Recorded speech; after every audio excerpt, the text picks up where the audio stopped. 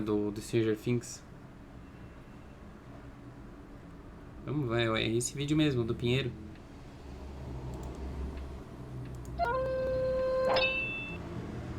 Você sabia que a história do Ed Manson do Stranger Things é baseada em um caso criminal real? Pra quem não conhece, o Ed Manson é uma figura caricata de um jovem roqueiro dos anos 80, fã do Metallica, que é visto como esquisito por todos da escola devido ao seu estilo chocante lá no Stranger Things. Por outro lado, no meio dos tidos como esquisitos, Ed é um verdadeiro mestre liderando um grupo de RPG chamado Hellfire Club, que acolhe os excluídos e os reúne em encontros com jogos e diversões. Bom, no início da trama, Ed é julgado injustamente e perseguido pela cidade toda após alguns assassinatos começarem a acontecer. Mesmo não tendo feito nada, no momento em que relacionam como possível suspeito, a histeria coletiva não hesita em pintar Ed como o culpado pelos casos. Afinal, um cabeludo excêntrico que anda por aí usando uma jaqueta jeans por cima de uma camiseta com desenho de monstros encaixa como o vilão perfeito aos olhos de uma população que acha que tudo o que está acontecendo é fruto de alguma seita satânica. Ainda no começo da temporada,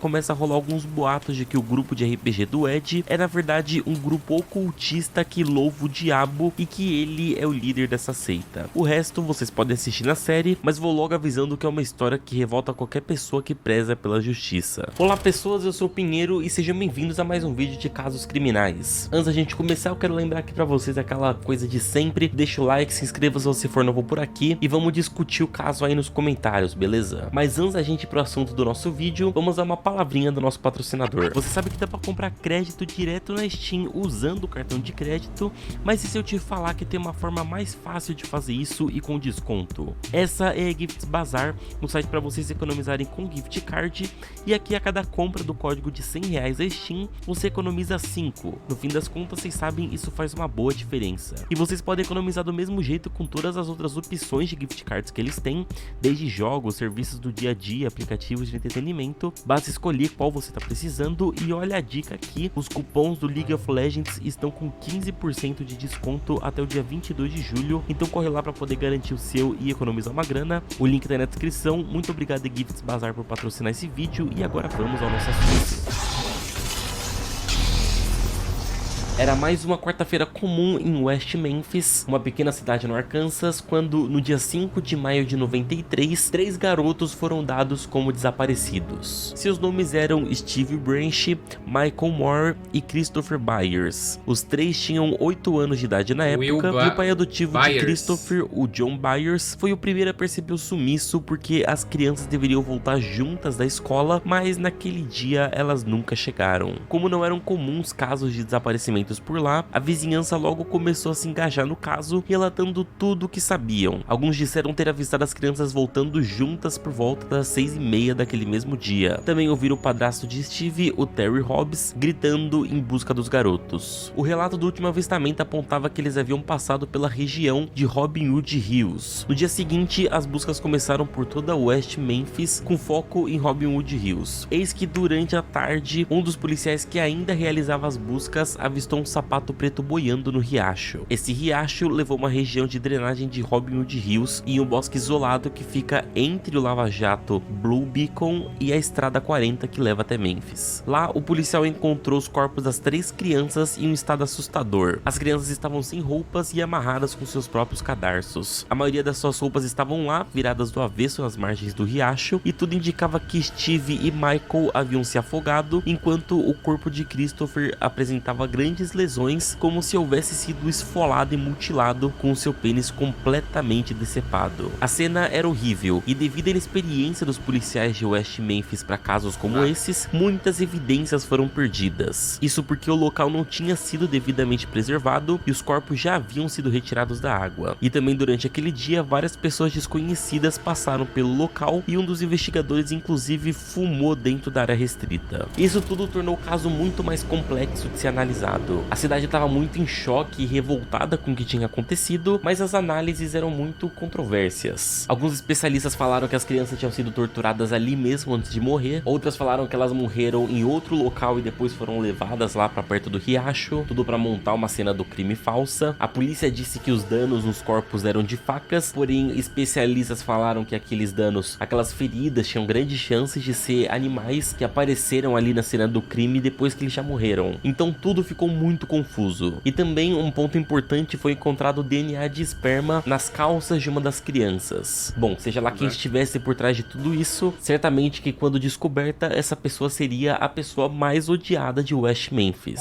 A princípio, a polícia suspeitou de dois jovens, Chris Morgan e Brian Holland, que foram viajar para Califórnia poucos dias depois da data do crime. Ambos já possuíam alguns delitos em suas fichas criminais e Morgan trabalhava em uma sorveteria, portanto conhecia as crianças. Ambos foram presos, mas o processo não focou neles. Isso porque ao mesmo tempo os investigadores vasculharam a cidade em busca de pessoas que poderiam ter feito aquilo, e o foco principal caiu sobre um adolescente rebelde e mal falado pelo bairro. Eis que chegamos em Damien Echols, o Ed Manson da vida real. Damien era o típico metaleiro dos anos 90, um adolescente com cabelo longo tingido de preto, que só usava roupas escuras, geralmente de bandas como Slayer e Metallica, e por quem não o conhecia, ele era chamado de estranho ou até de intimidador devido ao seu visual. Em contrapartida, amigos e familiares descrevem Damien como alguém incapaz de tirar uma vida. O pai de Damien conta de uma situação em que lembra do filho pegando filhotes de gatinho na rua e colocando no colo, tratando como se fosse um filho, demonstrando postura dócil com seres indefesos. Mas havia algumas coisas que acabaram manchando a reputação de Damien para os olhos dos preconceituosos, como seu apreço por autores de livros ocultistas e seus interesses pela religião Wicca. E foi esse o motivo das pessoas de West Memphis o condenarem, especialmente os pais das crianças mortas. Vale lembrar que entre a década de 80 e 90, os Estados Unidos viviam um momento de pânico coletivo em relação ao satanismo. As décadas anteriores foram marcadas pelo famoso sexo, drogas e rock and roll do pós-Woodstock, e o resultado disso foi uma postura bem conservadora de muitos estados americanos, principalmente os do sudoeste e centro do país, onde o cristianismo moral era bem rigoroso. Conclusão, Damien era o vilão perfeito pro povo de West Memphis. A partir daí, vários relatos começaram a aparecer sobre o garoto. Teve um pastor dizendo que ele já se negou a se converter a Jesus no passado, teve um boato falso que, inclusive, o pai de Christopher Byers acreditou, de que os testículos das crianças haviam sido encontrados em um frasco abaixo da cama de Damien, e as investigações foram indo até os amigos de Damien, dentre eles Jesse Miskelly Jr., de 17 anos, um rapaz que possuía um atraso mental. Após horas de papos com os investigadores, Jesse saiu algemado. Durante o papo, ele teria dito muitas coisas contraditórias, inclusive supostamente confessando que Damien e um dos seus melhores amigos, o Jason Baldwin, haviam cometido aquele crime e que ele mesmo havia ajudado a dominar as crianças. Parecia um caso encerrado. Todos os jornais já diziam que o homicídio das crianças havia sido feito por motivações ritualísticas e que os culpados eram Damien, Jason e o confesso Jesse, o trio satânico de West Memphis, do qual Damien seria o líder. Segundo o inspetor policial Gary Gitchell, a chance de 0 a 10 dos adolescentes serem culpados era de 11. A decisão então foi julgá-los separadamente. Primeiro foi o Jesse no início de 94 e em poucas semanas o Jason e o Damien juntos. Em frente aos tribunais, a população de West Memphis agia igualzinho à população de Hawkins no caso do Hellfire Club. Era caça às bruxas total. Também havia muita gente da imprensa registrando tudo. Aliás, existem 3 documentários chamados Paradise Lost contando esse caso todo, mostrando vídeo dos julgamentos e contendo muitas entrevistas com os adolescentes e com os pais das vítimas. Se você se interessou por esse caso, eu recomendo que você veja depois de assistir esse vídeo aqui para poder entender tudo com detalhes. Fica bem claro pelas entrevistas de Jesse que o que ele confessou era totalmente ingênuo e confuso. Ficava claro que Jason era um menino calmo e que Damien estava tratando tudo aquilo como um grande absurdo. E durante cada passo do processo foram aparecendo mais pessoas acrescentando nessa história, até porque, diga-se de passagem, a recompensa por provas que poderiam condenar os jovens era de $30 mil.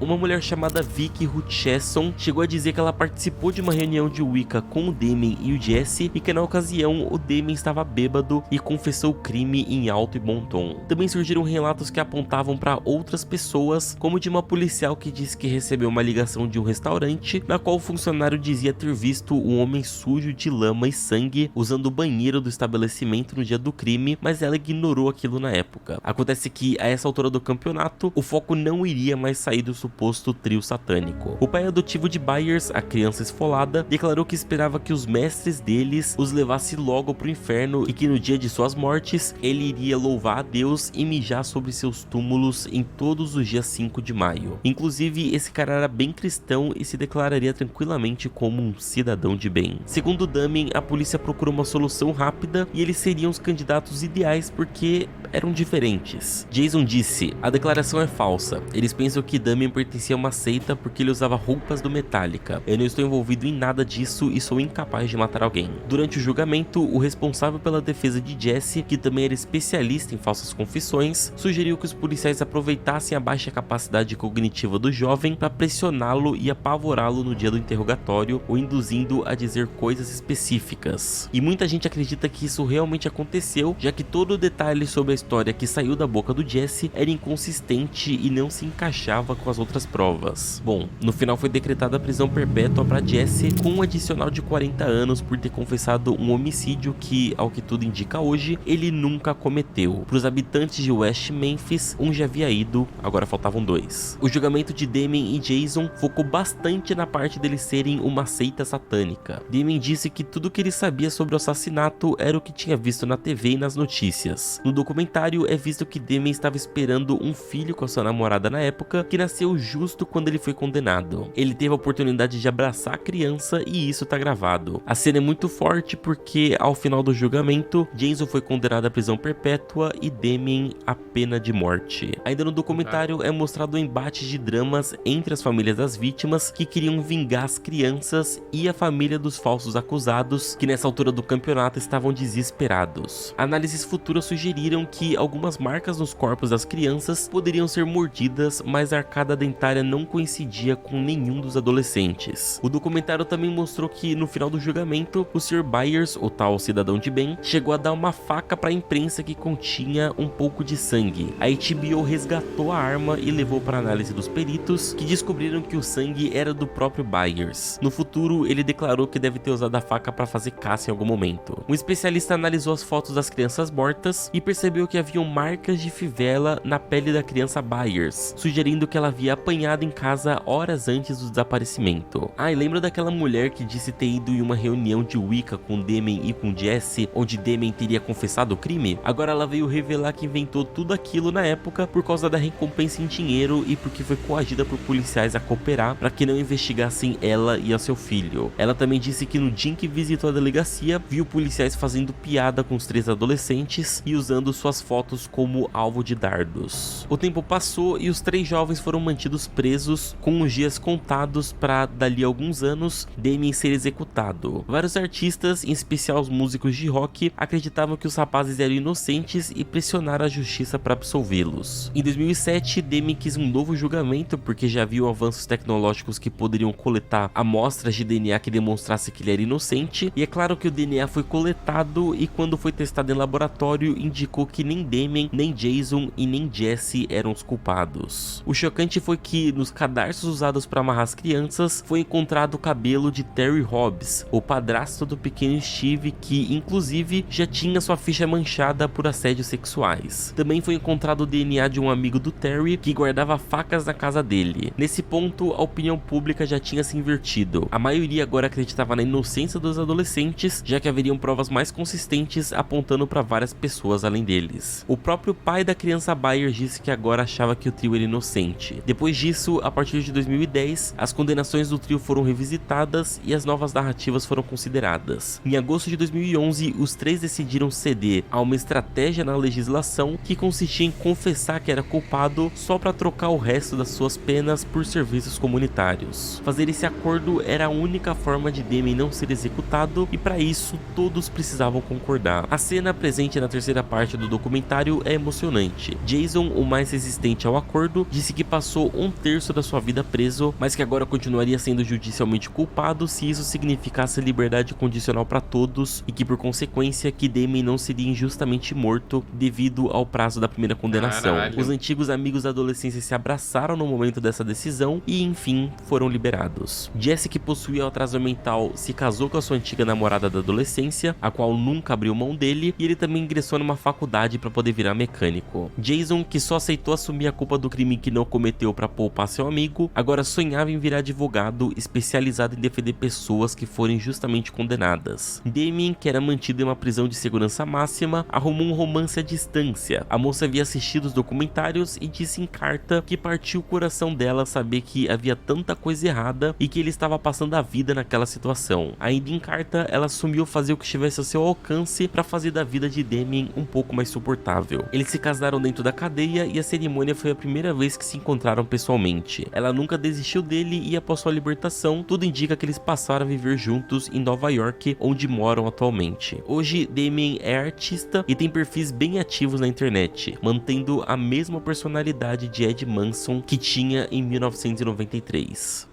Você quer se tornar um programador, tendo 4 cursos com várias videoaulas, ensinando desde o Os caras tiveram que confessar um crime que não cometeram, meu. Ah, tá louco. Vamos festejar, indiada! Vamos. E aí na Teps, beleza?